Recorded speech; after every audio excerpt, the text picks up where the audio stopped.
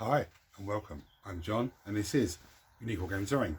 Guys, welcome back. For everyone that's new, this is the weekly Wednesday Wargaming questions and answers. It's an off the cuff video, guys. What that means is I record and upload. There is no fancy editing skills. You won't see my intro symbol at the beginning. I do have a transition button so that if there's noise outside my control, I can stop filming, let it pass and carry on. I went to start filming, 10 minutes ago or so, and farmers came in and they were doing stuff in there. And now they've just gone, so I said, let me film before they come back again. This essentially is a Q&A. You guys ask me questions and I answer them. They are primarily model focused. It is primarily GW stuff, and of which it's 99% of the time 40k stuff because that's the hottest thing around at the moment.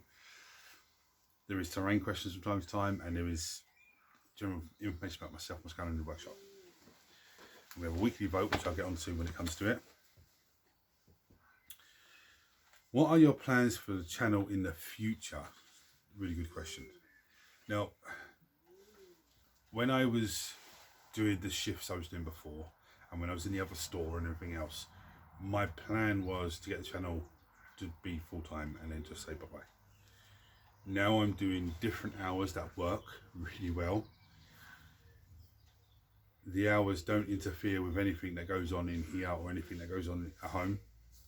So for me, in all honesty, I think when the channel hits the point where it can be monetized and YouTube then pay me for the content I do, I think I'll keep doing what I'm doing for as long as I can, because the work is guaranteed money. YouTube isn't guaranteed money. It fluctuates every month and everything else, depending on what I do. But I think at the moment there's a happy balance between what I'm getting done. My biggest problem is not flapping around in the house too much. Like, let's say this today, and actually get out here early enough. Not get out here at midday-ish. Get out here about 10ish. A couple of hours, and get stuff done. But it goes back as well to what I said previously. Once I have everything, there's a heap more stuff to gravel now, but once I get everything based and gravelled, everything's then undercoated, magnetised, and all that sort of lovely stuff, I'm actually getting into a point where I don't need to, I'm not swamped with this to paint, that to build, that sort of area, and I can actually then just really just enjoy. I enjoy what I'm doing, but I can actually just go, okay, I'm going to build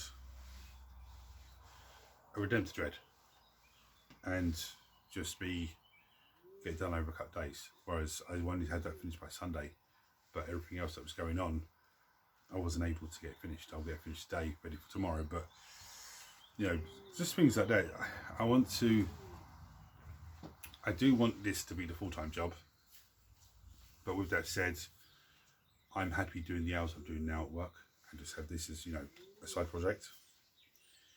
I also have the game that I'm working on. I should have finished the rules for that end of February last year. I just so distracted with everything, and just, the rules are still sitting there for me to go back to. I want to get that finished. I want to start building pieces, gaming pieces for that. Not terrain, but gaming pieces for that on the channel for you guys.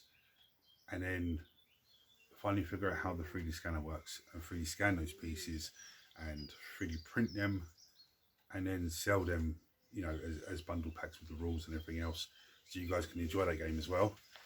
Because it's actually a crazy game. I still need to be play tested and stuff like that, so it's still, a long way away. But I do need to try and find a balance with trying to do that as well. So, if the channel was full time, I would focus maybe 1 week of just getting everything gravelled. Next week, and then getting everything undercoated the same week. So then it's just building videos and painting videos and terrain pieces and a battle report weekly Wednesday, and that would give me more time to get stuff done. But yes, the future for the channel is looking pretty good at the moment. The channel is growing really steadily, which is really nice. It's not jumping really fast and then not getting the number of views representing how fast it's jumped. I understand there's people that only watch certain types of videos. you know, let's just say it's a Let's Build video. But I also understand that those people may not want to see Eldari or Tyranids being built or anything like that. They just want to see Space Marines or Chaos Marines or, you know, that sort of thing. So I understand that people have specific genres on the channel that they like, whether it be a terrain build, whether it be, you know, Let's Build, or, you know, I understand that. Some people don't even look at the Weekly Wednesday, and then all of a sudden they have a question, so they chuck it in, and then they watch it to get the answer. So, you know, I understand all of that, but I do want the channel to be full time. But I still think the best thing to do is do it full time, and I say full time because I'm basically doing it full time now. The only problem is I struggle to get out of the house quick enough because there's too many things to be done everywhere. But yeah, I hope that's a good answer. I'm still a little bit, I'm just trying to keep plugging away of what I'm doing, okay, until it's under control. I mean, on the table here, I've still got the World Eaters from 2 weeks ago. The army I used 2 weeks ago on the channel, just sitting here. That needs to be put away. I've got tomorrow's army ready out on the table, apart from one model that's actually over here in the actually 2 models that are in the boat over here. But again, that's, you know, that's just where I'm just trying to get everything done. But hopefully, you know, I keep plugging away. I'll get there. In your last terrain video, you were saying that you're going to make some sprue terrain next. What sort of things are you going to make?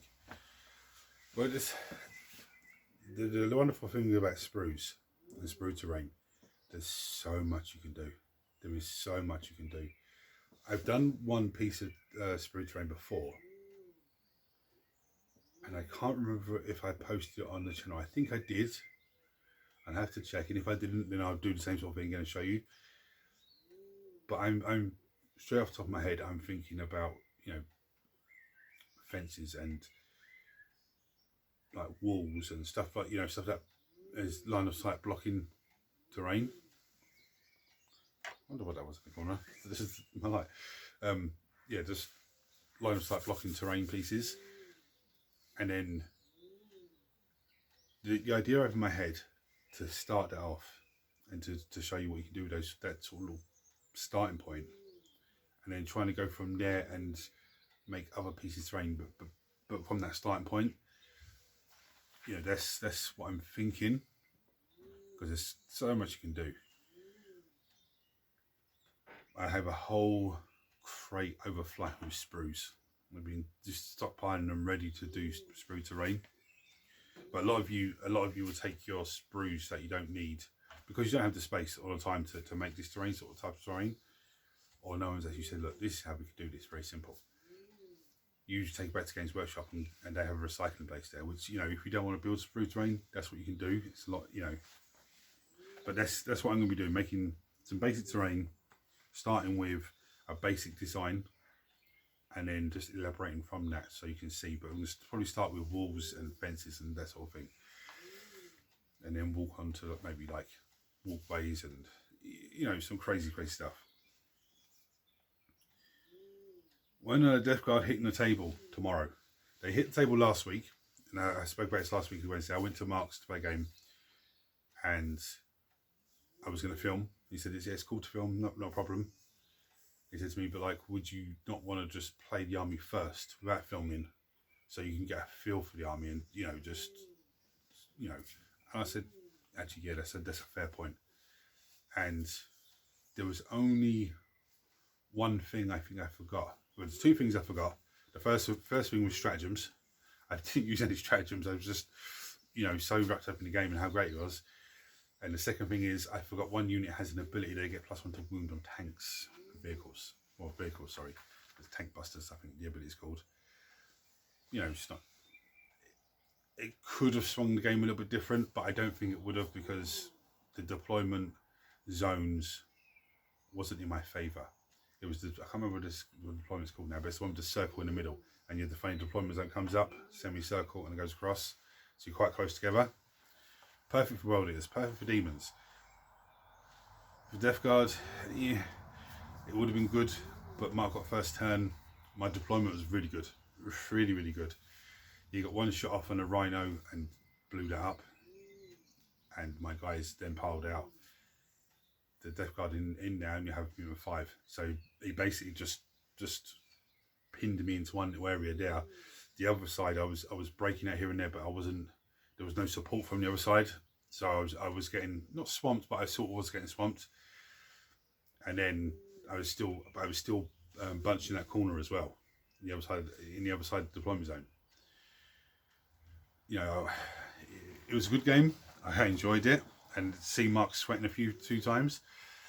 Mark's favourite model in the Death Guard army is Death Guard Hellbrew. I'll tell you why. I'll tell you its ability, and I'll tell you why it's his favourite model. Its ability when it shoots or it fights, he has the ability, and when he hits an enemy unit, he nominates one of those enemy units, and it's the beginning of the next shooting phase. That enemy unit is tagged and considered to be inside his area of contagion. Now, if you think, okay, that's pretty cool, but when he's got a twin link las cannon, that gives him the range, so he can pick something off a good bit away, and then it's under his area of contagion until the beginning of the shooting phase, which means things that are close to him, but not inside, that model's not inside their contagion range, they can just ping shots off it and start really, you know, -1 armor save, -1 toughness, and start really doing some damage to it. The reason it's Mark's favourite model, because he said to me that CUNT needs to go. So that's why I know it's his favourite model. And yes, it'll be hitting the table again tomorrow. But I'm using my normal Chaos Spaceman one, Michael Zench, because I still haven't found the instructions to build the other Hellbrew. I actually couldn't even find the instructions for the Death Guard Combat Patrol box to build the Poxwalkers. So I had to go and look at a picture online of the Poxwalkers and line the parts up. You know, oh, that bit goes with that bit, and then just snip them off from all 3 sprues. There's 30 of them. That's one Poxwalker, but you know, 3 models with the same design, and do that. But yeah, no, it's a good game. It's going to be a good game tomorrow as well. I did change 2 things from my list. I think it was. I changed a few things from last week's list. I took out the Blightlord Terminators. Now they did good. They came down. They pinged some shots off on the Brutalis Dread. I think I can't remember if they took it to below its half wounds or they took it onto half wounds, something like that. But they pinged some shots off. They charged it. They did, you know, they did pretty well against it. They did better than normal Terminators do. Which, you know, I'm looking at thinking, unit of 10 of those would be nice. Dropping down, because they can have the spewer and a Reaper autocannon in a 5-man squad with a great bubonic weapon as well. So there's 3 specialist type weapons. Obviously the bubonic weapon is only for combat, but still it does hit nice. And I dropped the Platecaster and Icon Bearer, and I've replaced those 2 with another biologist guy, because he gives the unit lethal hits, and their lethal hits take effect on 5+. So these unit Chaos Warriors, there's a plasma gun in there, there's a metal gun in there with lethal hits. The sergeant can have a plasma gun as well. So there's, you know, there's 3 special weapons with lethal hits on a 5+, which is quite tasty. And I think they're like strength, they're quite heavy hitting with strength 8s. I think they are. Off the top of my head, I know one of them is strength 8 off the top of my head, but you know, that's pretty nice. But anyway, enough of that, because I'll be doing the battle report for that tomorrow, and I'll be showing you, you know, what's on the list as well. Okay, still no word on the Combat Patrol magazine. No. Mark was only talking about it to me this the other week. Yeah, there's no, and I can't remember last time, like I said this before, I can't remember last time if it just arrives up or if they send you an email to say, are you still interested? I think it just arrives up and then you just crack on from there. But it will arrive up and they will take the money out of your account and stuff. But I think the first 4 issues is only something like €20. You know, so just keep €30 in your account, or £30 or $30 or whatever it is, you know, something like that, because it'll just arrive up and you won't even know, what the hell. Should have warned me. But yeah, just keep money sitting there. Now if for whatever reason money isn't there, you know, I don't know about the rest of Europe and the other countries, but I know Republic of Ireland, there was a number you can call and they'll take payment there and then, and they're really helpful, really friendly.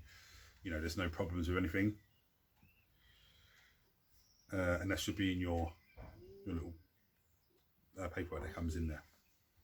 If it's not in your paperwork that comes in there, you'll get another letter from them with paperwork to say that this hasn't been paid yet, and the number for them will be there. So it's no panic. What is the correct balance between 3D printing armies and buying the plastic box sets? I don't know. I don't know really. I've said this before. When it comes to bigger models, do you really want to spend 130 quid on a model, big model, and then you want 3 of them for your army?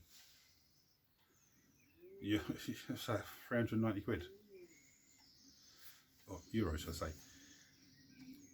I said this before. I would probably, for me personally, my opinion, I'm going to say, for example, the Master of Skulls, the big Warlord, the big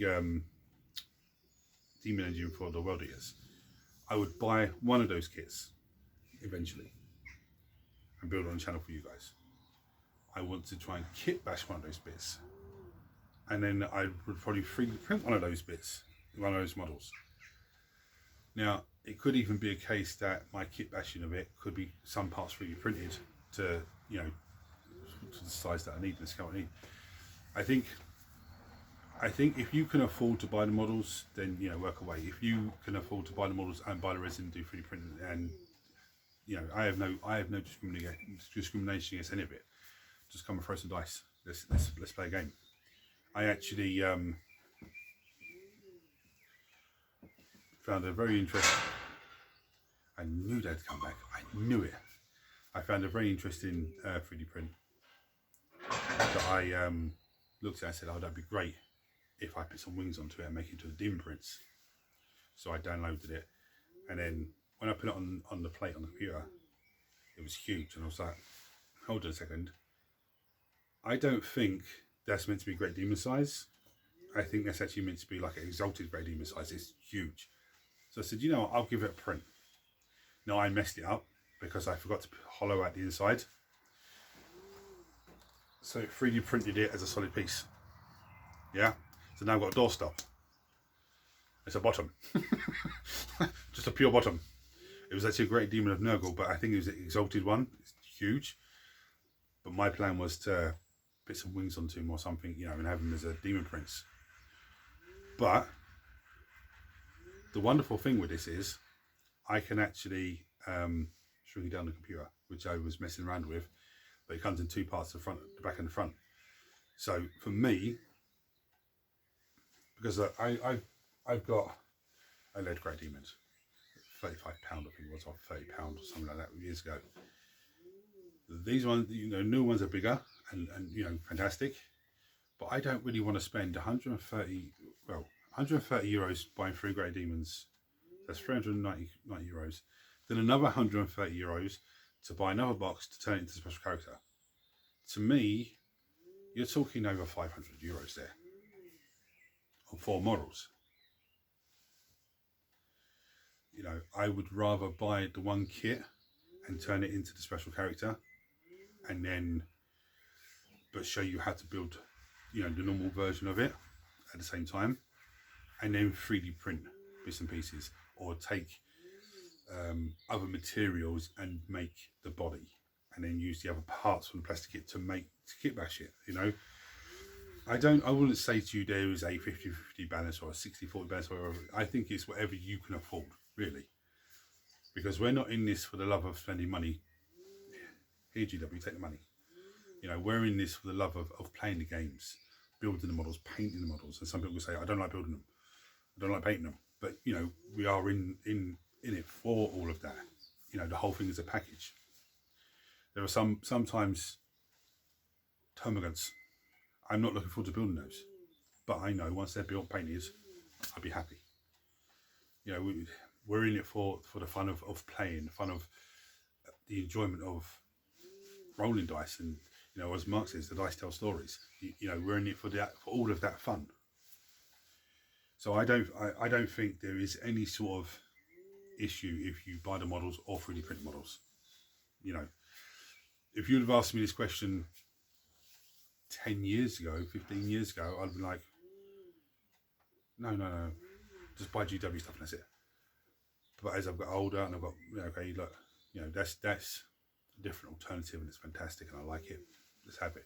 I've actually got 3 Rhino type. They're World War II tanks, but they look very similar to Rhinos, which are what Rhinos are based on, printed. For my 1 for the Death Guard and 2 for the World Eaters. There's another one printing now for the World Eaters. But then I will end up buying a box from GW of the Rhino kit and build it on the channel. And then have that for either the Space Marines or the Chaos Space Marines, whatever it is I want to use it for. But even when you look at it like that, I think they're 45 euros a piece, but let's say they're 40 euros a piece. So there's 3 for the Death Guard that I have, and 3 for World Eaters. Let's say I've got 3 for the Space Marines, and then 3 for the Cat. I wouldn't need to get. Let's say I've got 3 for Thousand Suns and 3 for, you know, Emperor's Children, because they are coming. I can use them in my Chaos Space Marine force as well, but you're talking over 400 euros. Whereas I've printed the 3 and the 4th one out of 1 bottle of resin that cost me 20 euro. Yeah, I need to add bolters to it and, you know, all that sort of crazy stuff. But that's you know, I'm waffling on a bit now about that question. So whatever you're happy with is the answer. Before I start going on to another little rant, whatever you're happy with. I mean, there is different things that you can get. Combat Patrol magazine, Nuclear magazine, you know, box sets when they come out, stuff like that. And you know, you get good savings for your money. But if you can 3D print something, then go for it. Especially, I would say if you're, and I'm waffling on again, I do apologise. If you're a young person or you're a person on a budget where you can't really afford to go out and buy, you know, silly amount of models, you probably buy 1 box a month from GW, but you can't afford the bigger stuff, you know, Land Raiders and, you know, all that crazy stuff. But you have a 3D printer. Someone bought you as a present, or you bought, you know, you had a windfall or whatever it is, you have it, and you can print stuff, you know, and buy 1 box a month. Whatever you want to do. You know, this is your hobby. This is our hobby. You know, the people that make the models, you know, it's their hobby as well. But they're there as, I don't know what I'm trying to say here. They could easily make as much money if they just sold STL files and, oh, that's the Rhino finished. If they just sold STL files and just sold rule books and dice and paints and stuff like that. I reckon they could. If they made it a monthly subscription and they released 1 or 2 STL files a month, I reckon they could. But anyway, that's enough of that waffling. You let me know what you guys think. I'm going to bring you down and show you some models now for the vote. Now, how does vote work? I show you a host of models and you guys vote on one you want to paint for next Monday's painting video. Don't say I vote for everything, so it won't count. But you can say I vote for any of the Space Marines, or any of the Necrons, or any of the Eldari, or any of the Chaos Space Marines, because that will count. But obviously, if you vote for that and someone else votes for something specifically, say Chaos Space Marines, and you say I vote for any Chaos Space Marines, then what happens is, that's won by 2 votes then. So that's what gets picked. But you chuck on below on this video, what you're voting for. I look at the votes at 12 o'clock on a Friday, you know, afternoon, so I can then prep what needs to be done. But but most of what I have is prepped. I'm actually at a really good stage now. There's 30 poxwalkers to grapple, but we're not going to talk about those. Oh, I didn't build the poxwalkers on the channel, as touching back on them again, because they're very straightforward. You know, they're very, very easy, very straightforward. I know I had to look at the pictures of them, but even looking at the pictures of them, they're very straightforward to put together. Before anyone goes, oh, you never showed us how to build them. They're very straightforward. Most of them are literally one piece, body, done. I think the hardest, the one that, not the hardest one, but the one that had the most pieces on it is the guy in doctor's robes with a hammer. Everyone else is very simple. Anyway, yeah, show you the models. You vote on it for the next Monday's painting video. And I wondered why it looked a bit dark here. There's no bloody light on. I had the light on the screen, but not. There we go. Anyway, I'm going to bring down show models now, guys. Right, so we have the Dracari Venom. We have the JC Colts Magus. We have the Space Marine Captain with the heavy bolt rifle. I've left Sabertooth in there this week. Dr. Octopus is in there as well. We have the Neophyte hybrids from the JC Colts. We have the floated boat drone, which are absolutely fantastic on the table, guys. You'll see them in action tomorrow. Well, you'll probably see the video Friday, but they'll be in action tomorrow. Von Ryan's Leapers. I have the Palatine, the Sisters Sororitas Army. The Warhammer Chaos Lord of Slaanesh on the Steel of Slaanesh is still in there. This is the Retributor Squad, sorry. That's the Sister Superior for the Retributor Squad. So there's 4 other sisters go with them. They've got the Companions. There's no Eldari in this week, by the way, because they won the vote last week, even though it's a wildcard vote. Genestealers. I have Horrors. Last time you saw those guys, they were grey plastic. So there's been action done on them. The Neurotyrant. I have the Overlord with the Translocation Shroud. Elixir's still here looking around. I have the Fire Strike Turret for the Space Marine Army. And I have the Annihilation Barge for the Necrons, which I think is on the wrong flying stand, but it still works. One more thing I'm going to say. There are some very interesting 3D prints that I've come across, and I'm going to be looking to, you know, try and print and everything else to run as proxy models, or just to have, because I think they're fantastic. These could be actual models for games. These could be busts. These could just be a random model. Like I like the look of that. I will put them in the vote as well, even if they're not models that can be run in proxy for any games, but they're just to have, just because I like it. I think they're cool, and I think they'd be interesting painting. So with that said, like the rhinos I printed, I'm not going to be putting them in the vote to paint. Okay, but I do have an undead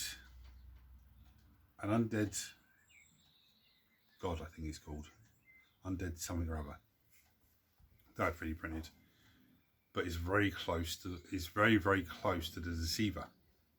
I'm sure it's the Deceiver Catan Shard. So I'm like, oh, okay, I might as well, I could use him as that then. But I need to, there's a little bit of a misprint, so I need to either try and, I'm going to try and fix it with a bit of hot glue, because it's just sitting in the gap. If that doesn't work, I'll just print another one, see if, you know, get it right. But again, once that's based still on the base, that'll be in for the vote. So you won't see that bill, but you'll see it on the vote. You know, you guys let me know what you think about that idea. There's also a vote for the wild card. Now the wild card won last week, which was the Night Spinner, which is, I'm actually glad it's painted.